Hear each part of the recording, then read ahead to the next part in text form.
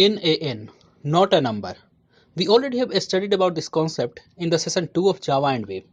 The link of that video, actually the links of 3 videos, are given in the video description. If you do not know about the concept of NaN, then you should first watch all those videos given in the video description. Namaste everyone, I am Gyan and you are watching the session 19 of Java and Web, wrapper classes in Java. In this video we will learn about the isNaN method of float and double classes. In the class float, there are two isNaN method, and similarly in the class double, there are two isNaN method. The first NaN method in the class float is public and static. That means it can be called by the class name, and it returns boolean, a primitive boolean, and accepts a primitive float as its argument. And the second isNaN method is public method. It's not static. The second isNaN method is only public and returns boolean. In the class double, we again have two isNaN method. The first isNaN method is public and static and returns a primitive boolean. This accepts a primitive double. And the second isNaN method is only public method which returns a primitive boolean. From the session 2 of Java and Web, we know that the NaN can be represented as 0.0 divided by 0. When a fractional 0.0 will be divided by 0, then it will result in not a number. And similarly in the case of double, a fractional 0.0 when divided by 0, it will result in not a number, means NaN. So F1 stores NaN, not a number. F2 stores the binary of 1.0 in float. Therefore, when we print the variable F1, it will print NaN, and when we print the variable F2, it will print 1.0. Now we are calling isNaN method. Look at here, we are calling this first isNaN method. The first isNaN method is public and static and returns boolean and accepts a primitive float as its argument. So here we are calling isNaN method of the class float and we are passing F1 as its argument. Is the variable F1 stores the value of NaN? Is the variable F1 stores the value not a number?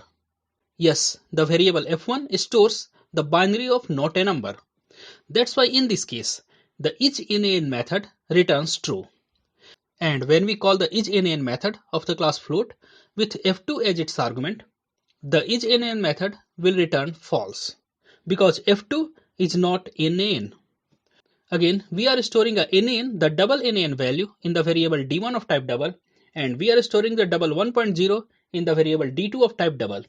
When we print the variable D1, it will print NaN, not a number, and when we print the variable D2, it will print 1.0. Now again we are using this method. This isNaN method of the class double is public and static and returns a primitive boolean and accepts a primitive double as its argument. So here we are passing the double variable D1 as an argument to the isNaN method of the class double. Is the variable D1 stores the binary of not a number? Yes, it does.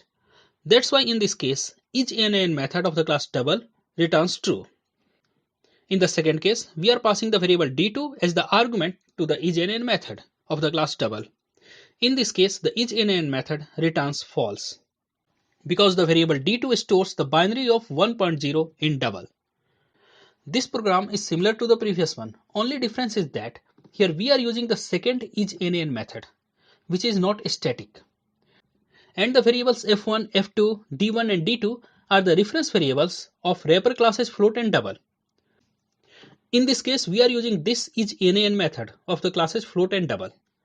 This isNaN method is public method in both the classes and returns a primitive boolean. This isNaN method is not static, so cannot be called by the class name. Therefore, here we are calling the isNaN method by using the reference variable F1 of type float. Now, if the reference variable F1 stores the reference of a float object which contains the binary of NaN, in that case, isNaN method will result true. Otherwise, the isNaN method will result false. Since F1 contains the reference of a float object which contains NaN, that's why F1.isNaN returns true, while F2.isNaN returns false. Similarly, here D1.isNaN returns true because D1 contains the reference of a double object which contains the binary of NaN. Therefore, d1.isnan returns true and d2.isnan returns false because d2 contains the reference of a double object which contains the binary of 1.0. So these are the two isnan method present in float and double classes. This is the overall discussion of isnan method.